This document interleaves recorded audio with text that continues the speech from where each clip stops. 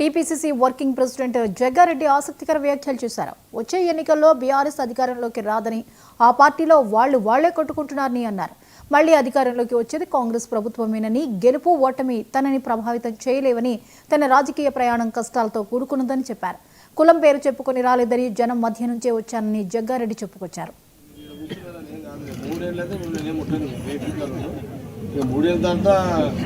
మళ్ళీ మా గవర్నమెంట్ వస్తుంది కాబట్టి మళ్ళీ నేను ఏమి ఇబ్బంది లేదు.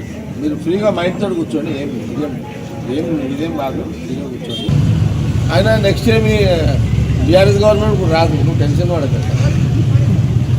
నా క్లారిటీ ఉంది, రాదు. రాజకీయ ప్రయాణము కష్టంతో కూడుకున్న ప్రయాణం.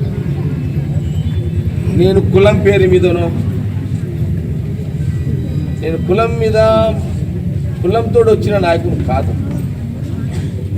రాత్రి కూడా జెండాలు కట్టి పగలు ధర్నాలు చేసి ప్రజల మెప్పుతోడు వచ్చిన లీడర్ జగ్గారెడ్డి. చాలామంది కులాల పేరు మీద వస్తారు, వస్తారు, అట్లా ఇట్లా వస్తారు, కానీ నాది ఆ పుట్టుక కానే కాదు నాది.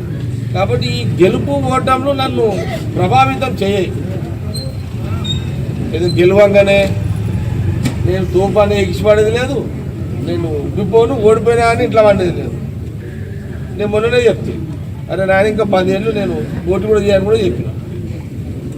నేను అంటే 10 ఏళ్ళ లోపల మళ్ళీ 10 ఇయర్స్కి వస్తా మన ఫీల్డ్కి అన్నా. మళ్ళీ అప్పుడు 3 ఎట్లుంటుందో తెలియదు కానీ చెప్తున్నా.